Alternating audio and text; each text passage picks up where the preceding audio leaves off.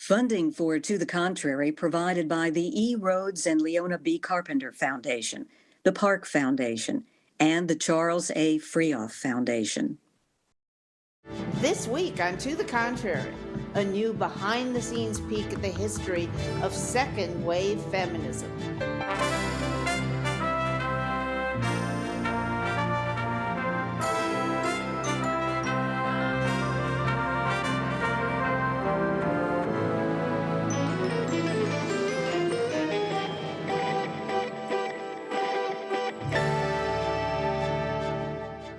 Hello, I'm Bonnie Urbay. Welcome to the Contrary, a weekly discussion of news and social trends from diverse perspectives.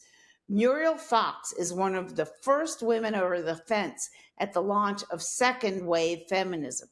Her new book, The Women's Revolution, What We Did for You, is especially appealing as the subtitle seems to beckon young progressive women and men. While some may not believe things are great now, it's an exercise in the importance of studying history to gain an understanding of where women would be, but for the work of Fox's generation. Muriel Fox was the preeminent communications expert at that time, promoting women's rights to the growing media. She was the strategic partner of National Organization for Women co-founder Betty Friedan and a co-founder of NOW herself. She joined the movement when, yes, women had the 19th Amendment and the right to vote on a national scale, but few other rights. There weren't many laws protecting against sexism in hiring and pay, against sexual assault, against being fired for getting pregnant. Few elementary and high schools or colleges had women's sports programs, and when they existed, they were woefully underfunded. Muriel Fox, welcome to the program. Thank you so much. So tell me first why you wrote the book. I wrote the book at the age of 94 because I was angry. I was angry about losing abortion rights and still not having the Equal Rights Amendment. And I was angry because so many educated young women said they never heard of Betty Friedan. They never heard of NOW. And we changed their lives. Actually, the subhead for my book is The Women's Revolution, How We Changed Your Life. And we changed the lives of everyone, everywhere, forever. All right. And tell me about how did it start in somebody's living room, in a coffee shop on the Upper West Side of Manhattan? How did that work? Well, if you're talking about NOW, it just rose everywhere. We were all so tired of hearing we don't hire women, we don't admit women to this place or this labor union or this restaurant or this job or this, and we knew there had to be a change. We were all involved in the civil rights movement, and we wanted what people called an NAACP for women. Betty Friedan, who wrote The Feminine Mystique, which was a huge hit. It was all about suburban women, who married up financially, were able to not have to work or do work that they wanted to try to do, but they were all bored. And was essentially what I took away from that book at the time. And they were bored because they were being limited in what they could do with their lives. Tell me about her, about Gloria Steinem, who is still with us. But tell me also about the women who were part of that movement and forming NOW, who aren't big names, as far as the women's history, the women's movement history is concerned. Betty Friedan wrote her book, as you say, for suburban, well-educated women, but it immediately resonated with all women of all classes, and NOW was founded for all women to fight discrimination in jobs, and most of our early lawsuits were for women in factories who wanted a promotion, who wanted to get into the seniority list of the labor movement.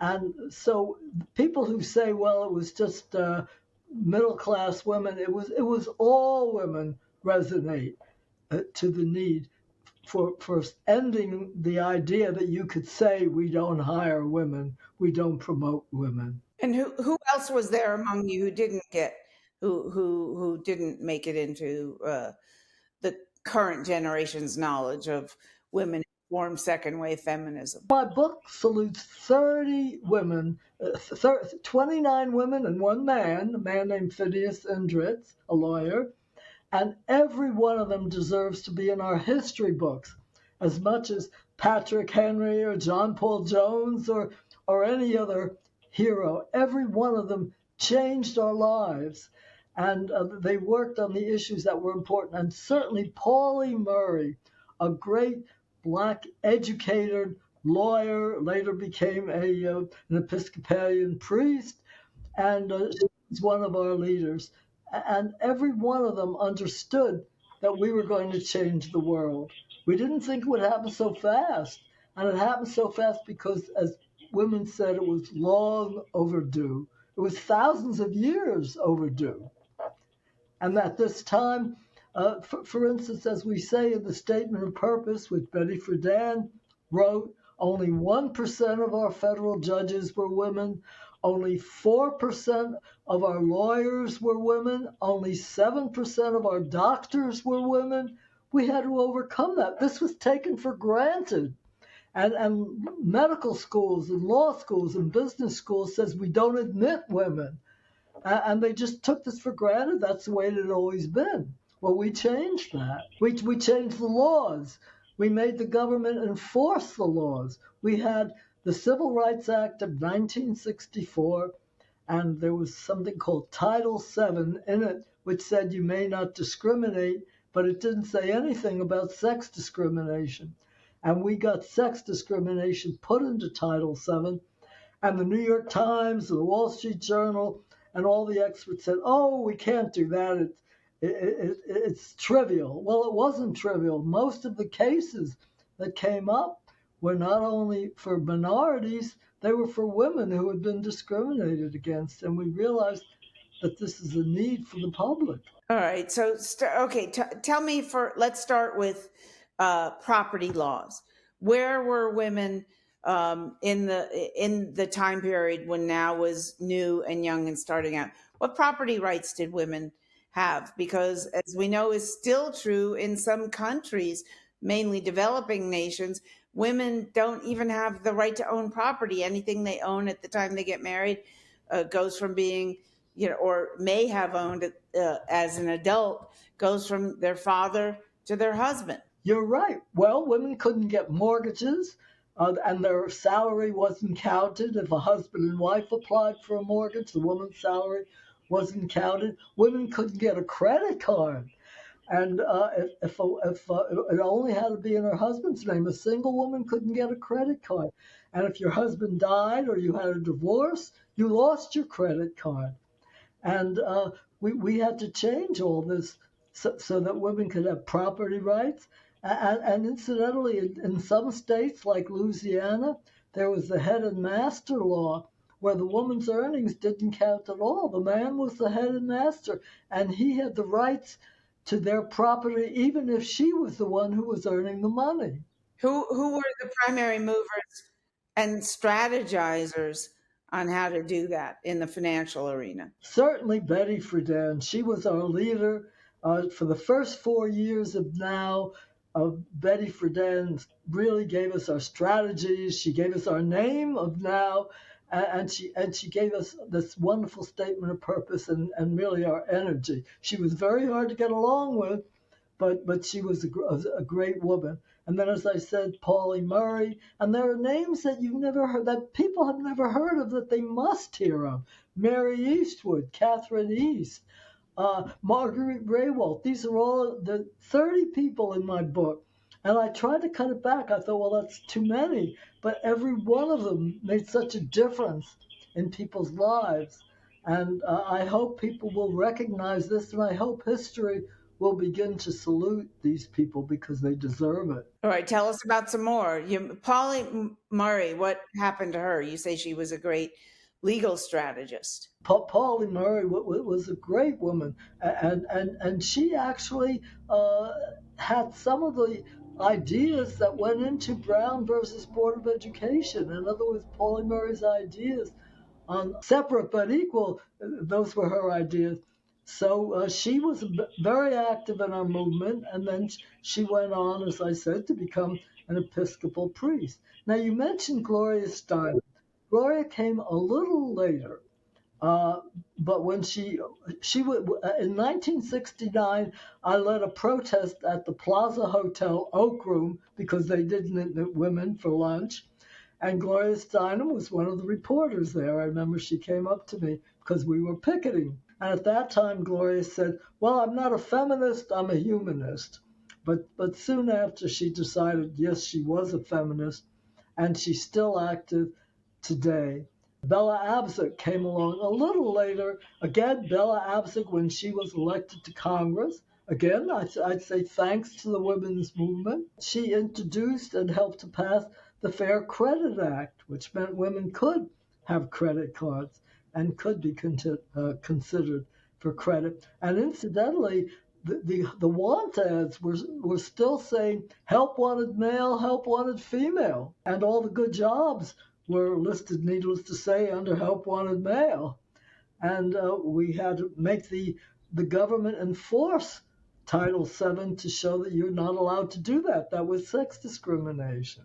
So Gloria Steinem came a little bit later, but has lasted a lot longer. Do you think, at least in terms of being one of the mothers of second wave feminism, does she get too much credit?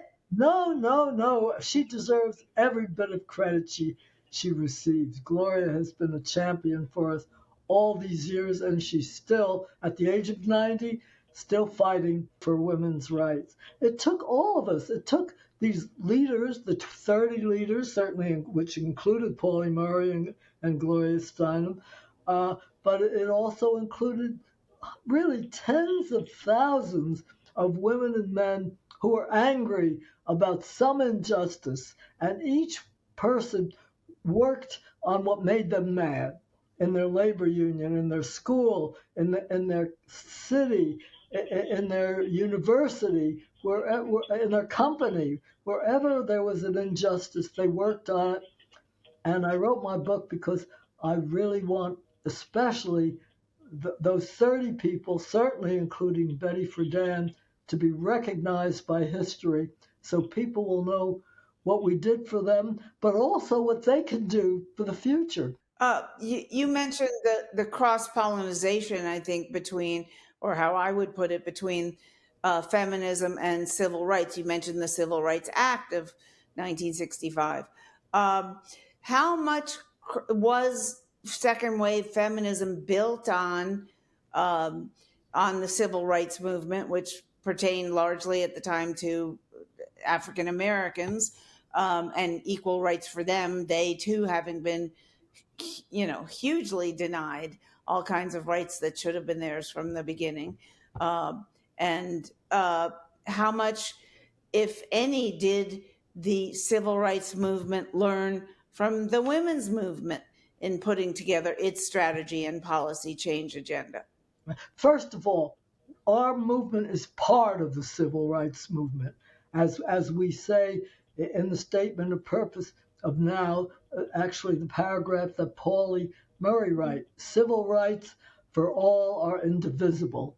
And so we were all working for the same rights. And I remember when we met in the White House with Lyndon Johnson's deputy, John Macy, and he said, "Well, don't you women want separate rules, separate laws?" I said, "No, we're part of the civil rights movement. We want the same laws. We want to be included in those laws, and we want the laws to be enforced against sex discrimination." But then why want a separate equal rights amendment in the U.S. Constitution, which consists of just a couple of words, I know, but still referred to as the Equal Rights Amendment? Right, because that's something we don't have. We have the 13th and 14th Amendment, which gave people of color their rights, but we're one of the few countries that doesn't recognize that women and men should not be discriminated against. The ERA, as we call it, says equality of rights under the law shall not be denied or abridged by the United States or any state on account of sex. That's all it says. And it's not a special privilege. It just means don't abridge our rights. And it's time that women were in our Constitution. We're in most constitutions of most developed countries. And New York State is going to have a New York State ERA up on their election this November. Now, there was the famous quote from Stokely Carmichael, one of the leaders of NAACP, SNCC, I forget which group, I apologize.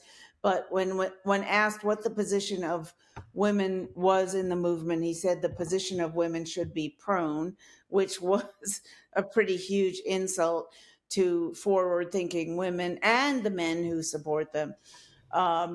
So tell me about the inside, behind the curtain.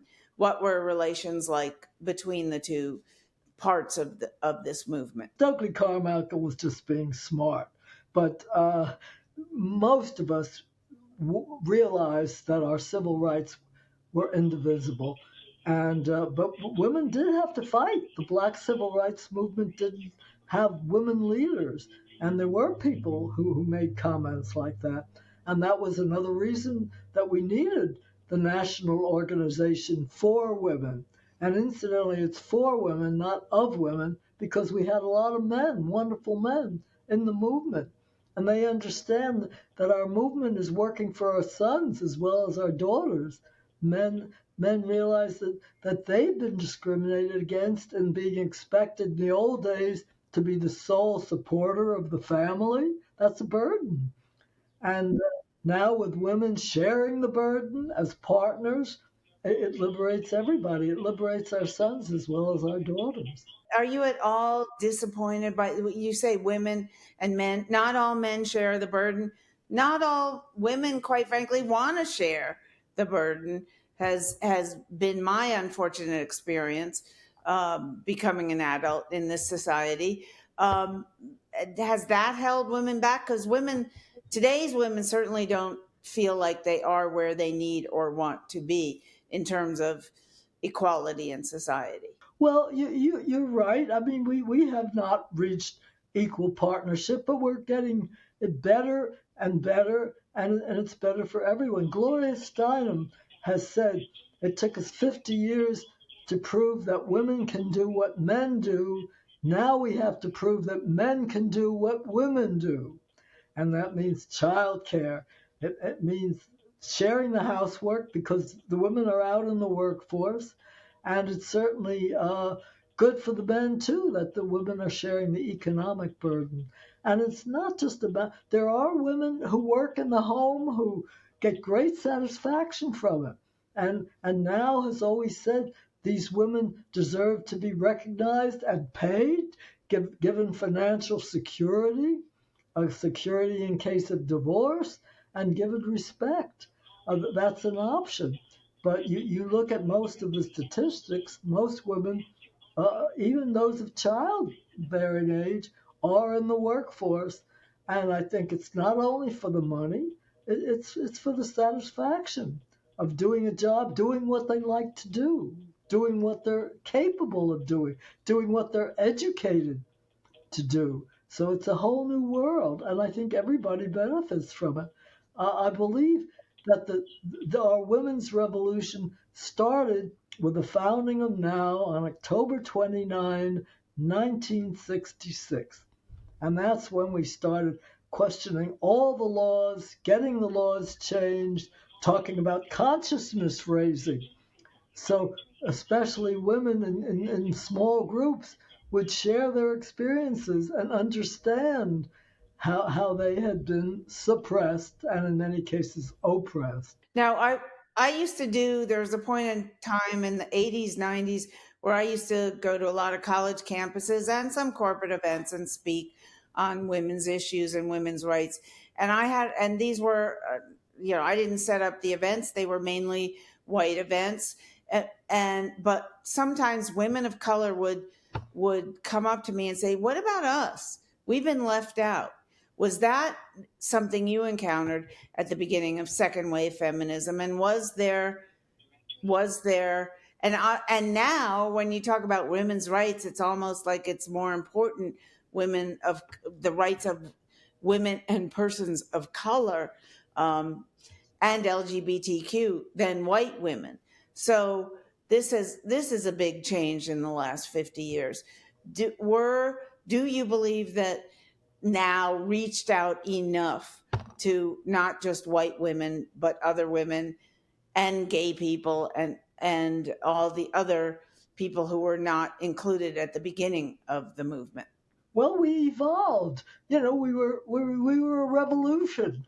We started talking about jobs and education for all women, white women, black women, disabled women, uh, and we learned more and more that people had additional needs.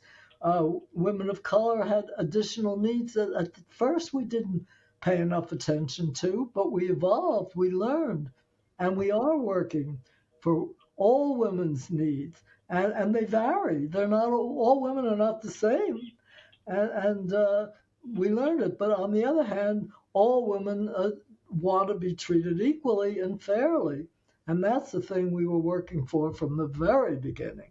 And then we added things. We added the lesbians. We added minority women, LGBTQ certainly. And at the beginning, we had big fights. And now, should we include lesbianism as a feminist issue? And it took us about 4 years before we worked through Tell me that. about those discussions. What were the reasons not to? What were the reasons to? And who won out in the end? At first, some of us, including me, thought that it was a separate issue. Gender identity, etc., was a separate issue. And there were a group of very wise lesbians within now who published position papers and told us it is a feminist issue because it's part of how women are perceived, it's part of how women are stereotyped, and so we discussed this and we learned. And by 1971, September, actually at the conference where I was elected now as national board chair, now voted for the first time, lesbianism is a feminist issue. And I'm not pretending we didn't have a lot of discussions and battles about that until then, but there was never a lesbian purge, as some historians have claimed. It was just really discussions and differences and arguments. And we evolved and we learned that we all have to work together. I'm not aware of the claimed lesbian purge. What was that about? And where did it come from? Since it didn't. It really just came from some things that happened that were not lesbian purges. I mean, to go into one of them was that Betty Friedan, our great leader, wasn't that easy to get along with, and she wanted us to fire our executive director at one point, who she felt was not subservient to her enough. And So it was really just personal. actually, this was Dolores Alexander, a wonderful woman. And actually, Dolores was not a lesbian at that time. She turned out to choose to be a lesbian a couple of years later. But at that time, she wasn't. So it was not a lesbian purge.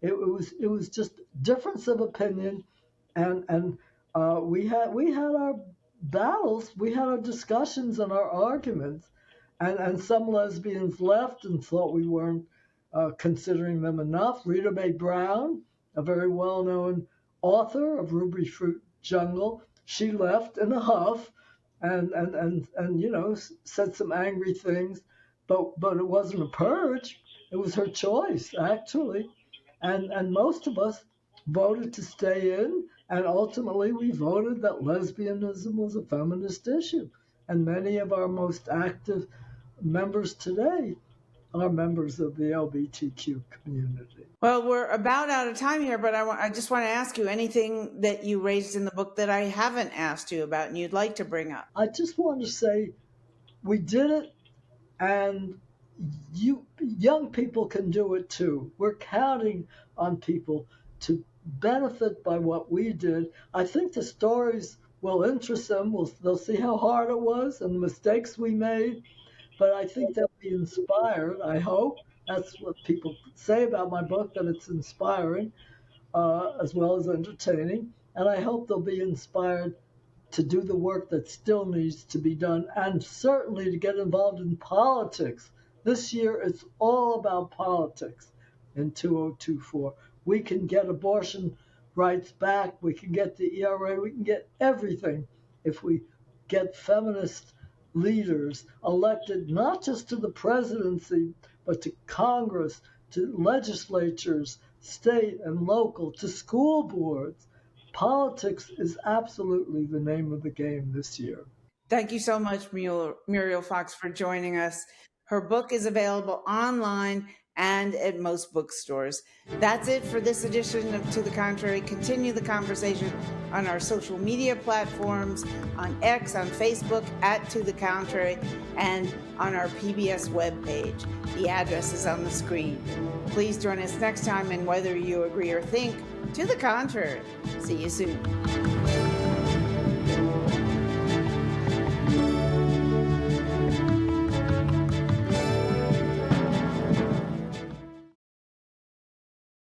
Funding for To the Contrary provided by the E. Rhodes and Leona B. Carpenter Foundation, the Park Foundation, and the Charles A. Freoff Foundation. For a transcript or to see an online version of this episode of To the Contrary, please visit our PBS website at pbs.org/To the Contrary. You're watching PBS.